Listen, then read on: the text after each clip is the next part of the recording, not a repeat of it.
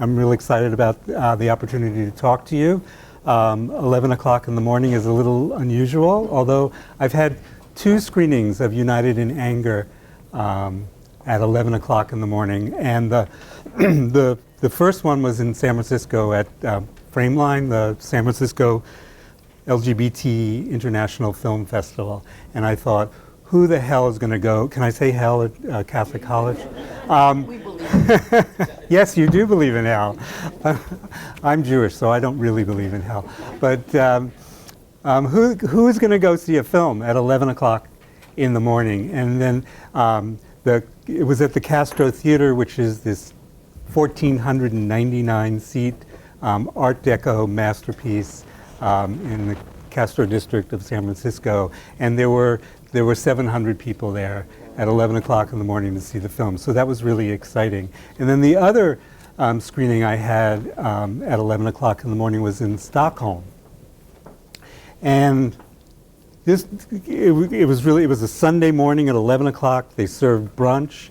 It was sold out, and it was an incredible experience because, you think of Western Europe as having universal health care, which of course they do, unlike the United States, and that they wouldn't have the same issues with AIDS. But it turned out that actually the AIDS crisis was a traumatic experience for the country of Sweden, and they were just, at the time they were reliving it because the most famous gay person in Sweden had just written a memoir about that time, and people were discussing it, and in fact they had not talked about it in 20 odd years. And so it was this incredible discussion about how things worked out in a country where they had universal health care, where they had the services, and the government's solution to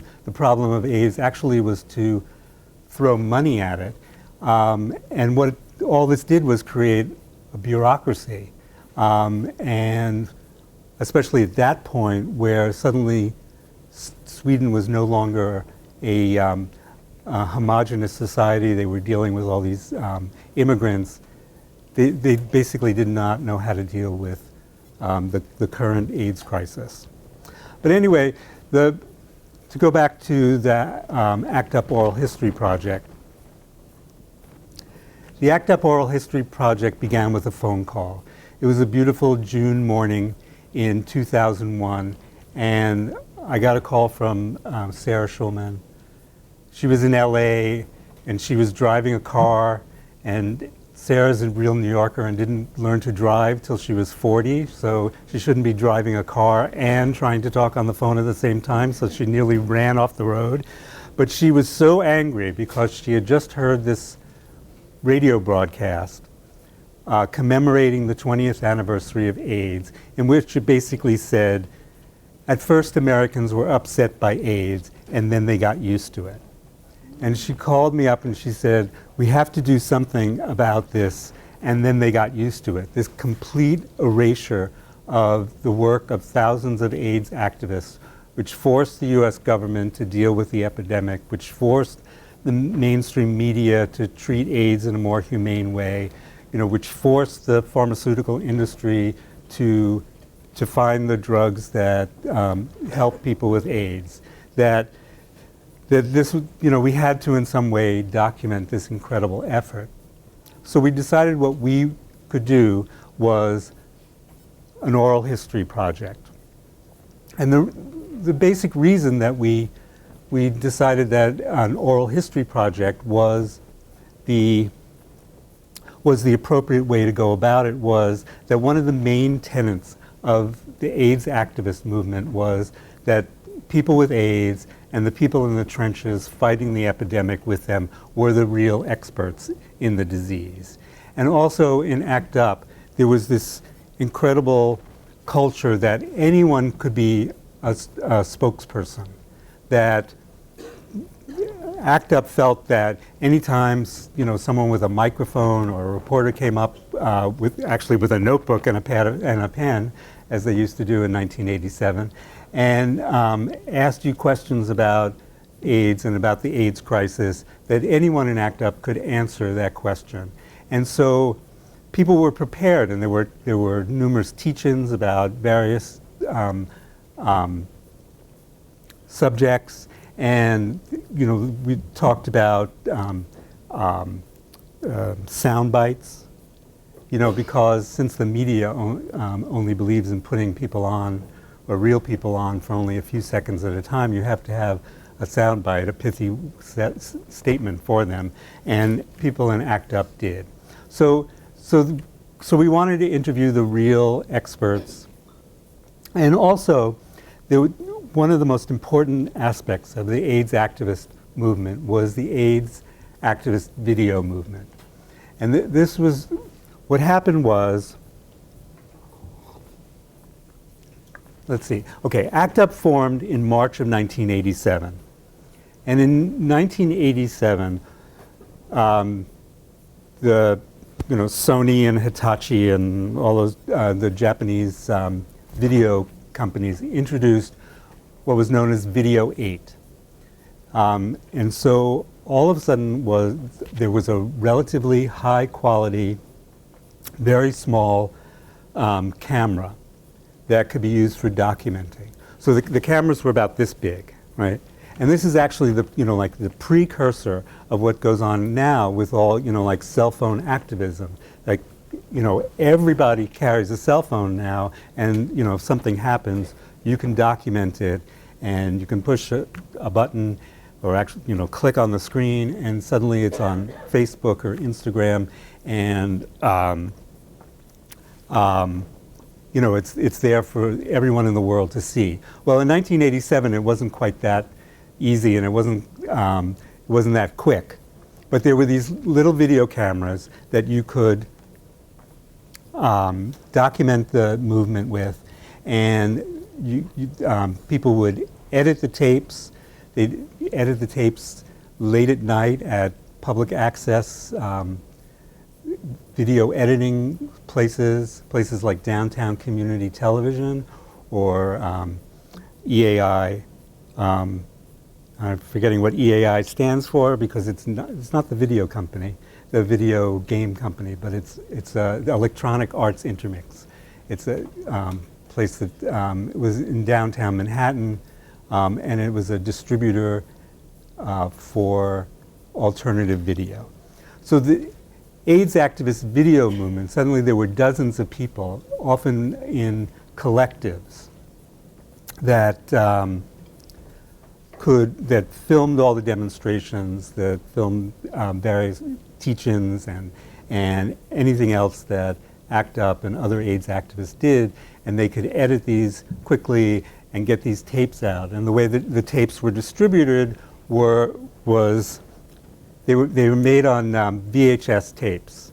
Now, do people still know what a VHS tape is? Okay, so they were a cheap way of distributing it, that you could mail it to your friends, to your relatives, you could set up screenings at community organizations, and you could show the tapes, and that's the way that the real story of the AIDS crisis was getting out to people who who were dealing with the epidemic, whether because they themselves were sick or their friends or lovers were sick, and so there was this whole network, and starting in 1995, I created a collection of AIDS activist video for the New York Public Library.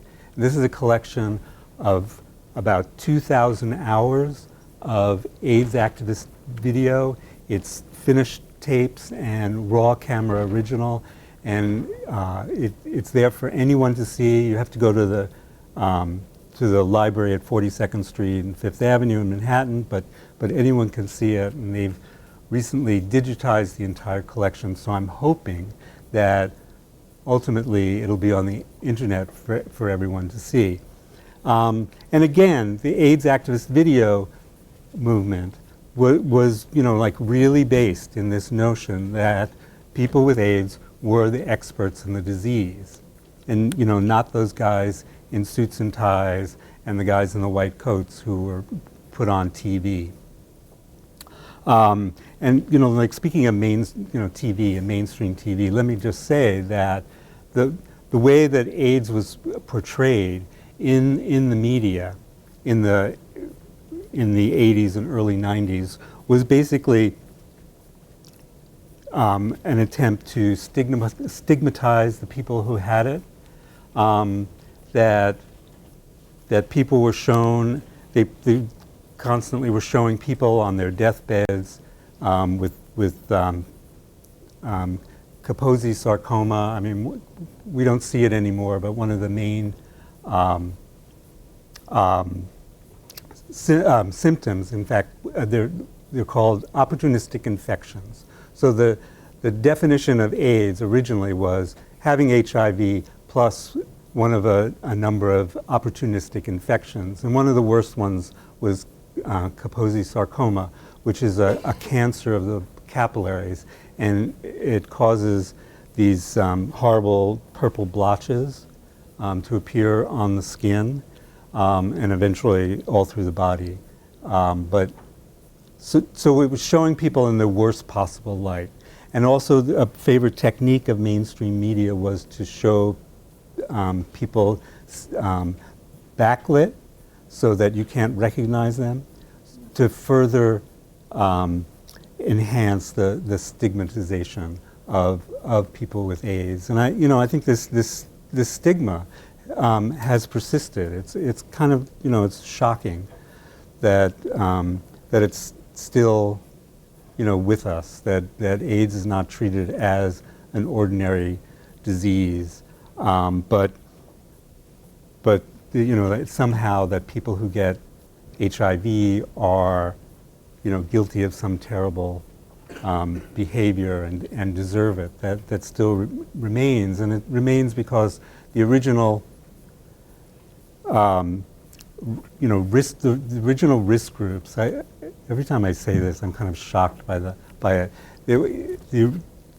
When AIDS first appeared, there were designated 4 at-risk groups, and they were the 4 H's: homosexuals, heroin addicts, Haitians, and hemophiliacs. And Haitians. I did it again. Haitians. Because, it was an accident of history that it was showing up in people of Haitian origin. And one of the, of course, one of the epicenters of this was right here in Brooklyn. But it basically what it was then and what it's always been is that AIDS is a disease of poor people. And, it's the people who the powers that be do not care about. And, and that's why this stigma has remained. So now, so you've all seen United in Anger? I take it? Okay, great. So you can see in many ways how United in Anger, reflects this commitment to the grassroots political action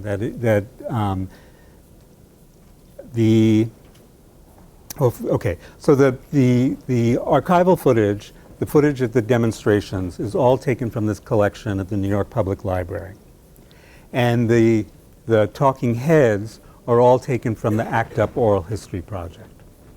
And the way I edited it was I wanted people to feel that they were on the ground with the activists. So the demonstrations are all filmed from eye level, and I made a really strong effort to make you feel like you were in the midst of it.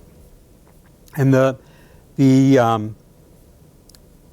clips from the ACTUP Oral History Project are not treated as sound bites. People are allowed to give complete thoughts. So So again, it adheres to this principle.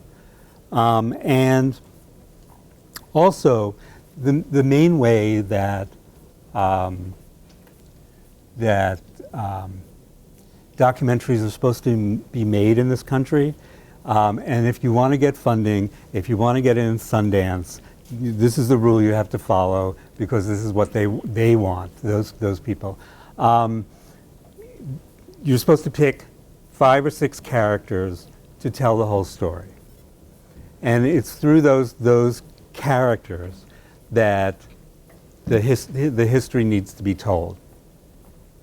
But that, if I had done that, it would have been a betrayal of ACTUP. That's not the way ACTUP was. ACTUP was, there was fluid leadership, that there was never one person who was the head of ACTUP. There were always several people who would take leadership at a time, and if those people were tired or something, other people would come to take their place and be leaders, and so there was this fluidity to it, and also it was a group, and that's the important thing, that it wasn't one person leading the way, one person with a flag going forward and everyone following. It was a group, and there was an incredible simultaneity of action, so that when at any one point, say, there would be 2 or 3 zaps, which were very fast, small demonstrations that reacted to some particular crisis. There would be planning for, say, an action in Albany, and there'd be planning for an action in Washington. So there was all this activity, and so lots of people did lots of things, and so it was crucial to reflect that in the film, and show lots of people, which is why I've never actually counted how many people get to speak in the film, but there are at least 40 or 50 people who talk, and it could never have been done that way and accurately reflect ACTUP if I had picked 5 or 6 of those people and only showed them. Now, the United in Anger is an hour-and-a-half movie, and I tried to put everything I possibly could in that movie, jam-packed it in. That, in a literal sense, I wanted to put everybody in that film. Now, of course, that's impossible, but I tried as hard as I could to get as many people and as many subjects into that film as possible. But the full story of ACTUP is in the ACTUP Oral History Project. And as of now, we've done 187 interviews. They range in length from an hour to 4 hours long. On our website, www.actuporalhistory.org, there are complete transcripts and video clips from 186 of the interviews. I have one more that I need to do in the next month or so. That's another thing, that it's important for us to get this information out so that it is as available as possible. And in fact, what I'd really like to do is redesign that website to include the complete videos. And so, if anyone knows Omeka and wants to work on a website, I'd be happy to have some help in doing that. But as I said, there are these the 186 interviews. And I guess what I'd like to do is show a couple of clips and then open it up and answer questions that you might have. Okay, so it was really important for us to do the ACTUP Oral History Project because what we want to do is put ACTUP and AIDS activism in general into mainstream U.S. history where it rightfully belongs. And so, that's why giving presentations like this is really important to me, that it furthers that, understanding that ACTUP, the AIDS activist movement, was, part of a continuum of U.S. history. That from the very beginning of this country, there have been grassroots political struggles that have tried to make this a better place, and ACTUP is part of that history, and that history goes on. Obviously, Occupy Wall Street and Black Lives Matter are, the more recent steps in that continuing effort to make this a better country and a better world. So it's important to me that the ACTUP Oral History Project not only puts the specific history of ACTUP into mainstream history, but also deals with issues that are continuing. And so I've picked a few clips that are that talk about things that we're still, issues that we're still dealing with right now. Let's see, where do I begin? The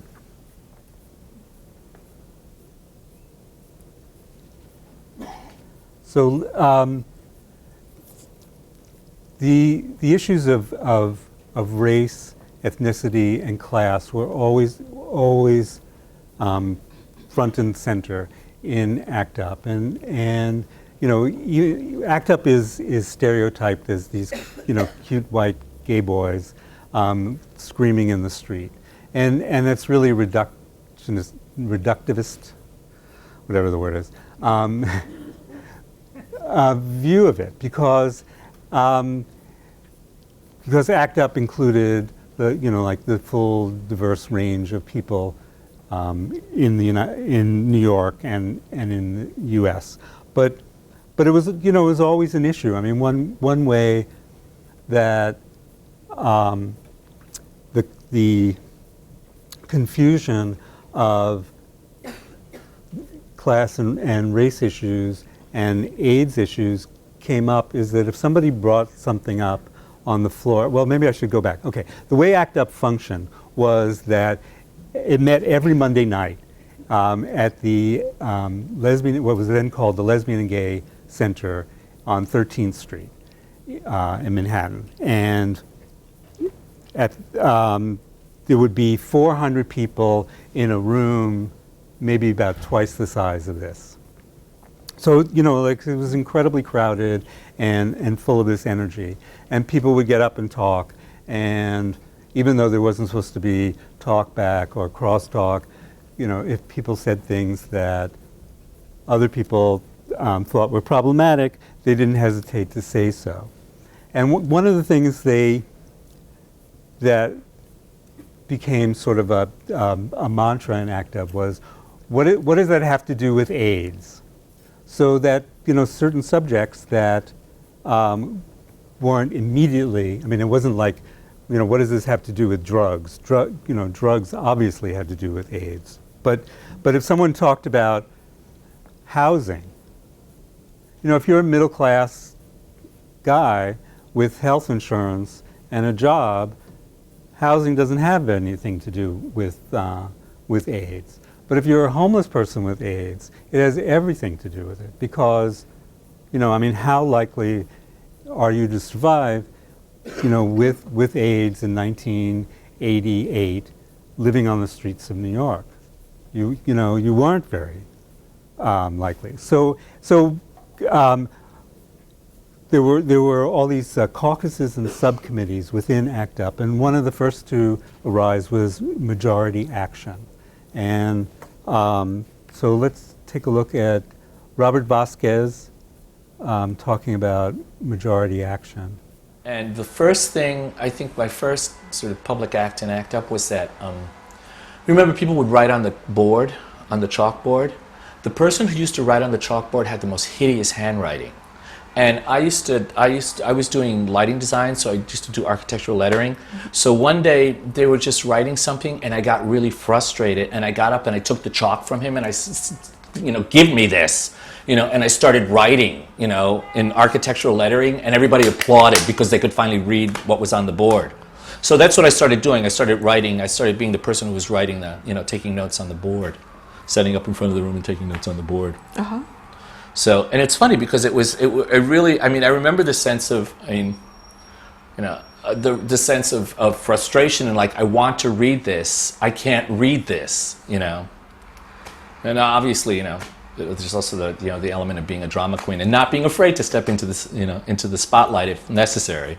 Right, so everyone could see you. Absolutely, absolutely. So that's where I started doing that, and then I just started writing the notes on the board, and then wow, let's see. I don't remember if I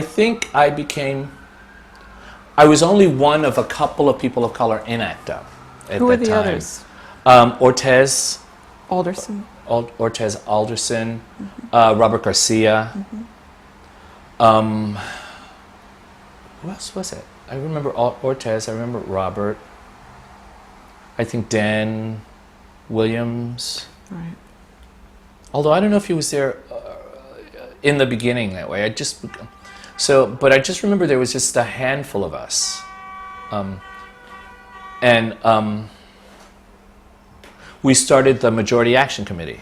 So how did you guys get together? Well, it was easy. It was 400 white people in the room, and then, I would see one black man and one Mexican man over there. So we saw each other. So we stood out, as my grandmother would say, like a fly in a glass of milk. Right. And so we started talking to each other because we realized that. And Ortez, I remember, would get up, if you recall, he would just get up in front of the room and start talking about the issues of people of color all the time and haranguing the room about the issues of people of color.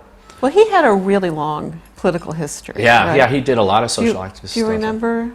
Not a lot of it. Not a lot of it. I mean, I know he was from Chicago, and I know that he did work in Chicago. I think he did work around like housing and stuff like that. But Wasn't he a Panther? I don't remember. I don't remember. Okay.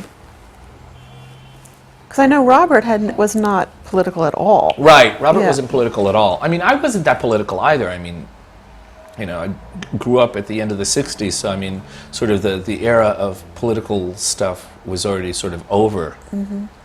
So, So was that the first committee that you were on, Majority Actions? I think actually it was. I think it was. It was the first group or caucus, whatever it was. Yeah, yeah, and which were with very few people of color. And then that was the first one. And then I did. And then I remember running for at-large, what was it? The at-large representative, I think was the person in charge of the membership stuff. I remember the election because I was running against Emily. And I remember getting up and saying to the room, this is a white liberal's nightmare. You have a person of color and a woman that you have to vote for, And so, despite that, I got elected. So, and then I did that for a while, I think, and then I just got tired of it. Okay, let's just go back to Majority Action for a section. So tell us, what was the story there? What did you guys do, and how did the group evolve? Well, I mean, I think that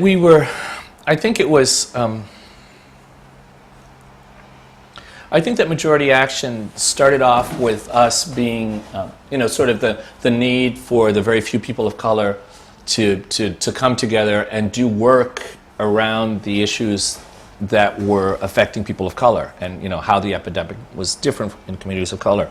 So I think that was the first, that was our sort of the reasoning for being there. That was certainly part of my reason for being there.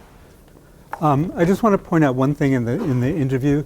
You know, when Sarah asks Robert, you know, who is in majority action, and he says Ortez, and then she says Alderson, and they try to remember names. That this is an important aspect of it. Our interviews, you know, we always help people with names that and dates and things like that, because you know we're not professional ethnographers, we're not trained historians, we're members of a community trying to preserve the history of that community, and that's how we see ourselves. President Obama is trying to close Guantanamo again, and it's not known very much, but the first use of Guantanamo as a prison camp was for Haitians with HIV. That when Aristide was overthrown in, was it 91 or 92? Desperate Haitians tried to get to this country, and the boats were intercepted by the U.S. Coast Guard, and people were dumped in Guantanamo and forcibly tested for HIV, and those who were found to be positive were imprisoned there. So this is Betty Williams talking about it. Betty was she was a Quaker who came into AIDS activism through her work with homeless people. 11,000 Haitians fled in boats, were picked up by the Coast Guard and taken to Guantanamo. Of those, all of them, on their arrival there, without their knowledge or consent, were tested for HIV at the same time that they were given, I think, 7 different immunizations at once. These were people who had never, many of them, been to a doctor in their lives. Anyone who protested was put in restraints to have their blood drawn. And about 300 of them were found to be HIV positive. They noticed everyone else was being sent to the US so they could apply for asylum. Asylum can only be requested in this country. Refugees are people who get to a place that can offer refugee status in their own country. Asylees have to get to the country they feel will keep them safe and apply for asylum there. These folks were kept in complete limbo, the ones with HIV. The law, the real HIV ban had not yet been passed, but they were all herded into little school buses one day and taken to a remote part of the base, exactly where Camp X-Ray and Camp Delta and so forth are now, exactly in the same place, which is up against the Cuban fence line, which is mined, the ocean on another side, and just this sort of arid wasteland on the other 2 sides, and you can't see any other human beings. They were ushered into the camp, surrounded by big rolls of razor wire. They had these kind of mini tanks there with like sort of little bulldozer things in the front, all lined up ready to push into them. The military had those big bulletproof plastic masks over their helmets, were carrying big batons, and had police dogs.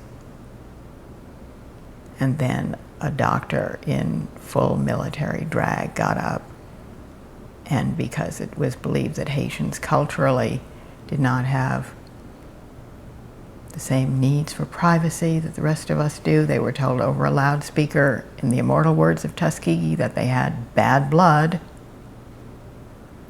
and that George Bush's doctor was going to fix them up, not to worry. I think that it's incredible, when I hear that, just, like that story. I mean, it's just so, incredibly insensitive. Also, when they said bad blood, they were speaking in English, right? And to a crowd of people who, the vast majority of whom did not speak a word of English. Betty, she speaks French, and I'm pretty sure she speaks Creole, because she was talking to all these Haitians, so I assume that. The language of AIDS? Well, Creole is. Creole. Yeah. Okay. Okay. Now We're just going to do one more. one more. Whatever you do is fine. Okay. And I won't screw it up again. Okay. So, so issues of gender have, are much more, much more, discussed now than they were in, the late 80s and the early 90s. And, one of the questions I get when I show United in Anger often is, why aren't there transgender people in the film? And the answer is that it wasn't as part of the discussion in the late 80s and early 90s the way it is now. That I think one of the reasons is that AIDS completely changed the relationship of Americans to the body.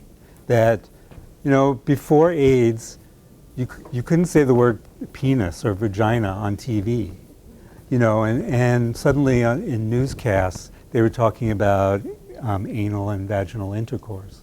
And so, I think that had some, it was an immense change, and it also led to, more mainstream discussion of issues of gender. So this is Sam Laurie talking about gender and ACT UP. Well, there's how ACT UP dealt with gender and how I dealt with gender and ACT UP, Okay. which are two different things to talk about. Well, the way that ACT UP dealt with gender was these women were, a lot of women, older women from the peace movement, from the women's health movement, from the feminist health movement, from the civil rights movement, who were trained in doing a certain type of political action that involved consensus decision making, that involved a lot of processing, and some of that was coming from the civil rights movement to then be part of the women's peace movement. But it was something that I thought came into ACT UP that wasn't really acknowledged by the men in ACT UP as where this history came. Now, I work now with a lot of young folks doing transgender organizing, and you said these young people are saying, why don't you have the trans people? When you're 25, 24, you don't think that all of this has already been done before. That's not part of how we grow up and become activists. Is not always just by thinking, oh yeah, other people have done this before. It's this fresh energy, which is no one's ever done this before. This is totally new. No one has ever done this. So one of the ways that gender came up was in some ways there was a lot of maternal nurturing happening from some of the women in this way that also could probably be perceived as patronizing. There also was sexism. I had this thing happen one time organizing something in some small group, and I was the facilitator, and I remember this guy grabbed the clipboard or whatever I was writing, grabbed it out of my hand, and then he had this whole other way he wanted to do it very fast, and it was just no self-awareness at all of I called the meeting, I'm organizing this meeting, and just grabbed it out of my hand and took over in this way that was, I just don't think he would have necessarily done that with another man. So that was things that were around. The sexual energy, obviously something that was really gendered, so that was one of the reasons why women probably stuck together too. If you were a straight woman and ACT UP, you weren't going to be getting any sexual attention. So it was that's where it had sort of this gay ring to it, and again, in terms of people looking for things they're looking for, which is relationships, which is connections, which is dating and sex, as well as comrades. So that was one way that gender really just stuck out, and I was very struck. I have another thing to show you about a book that I drew when we went to Montreal. So I draw these little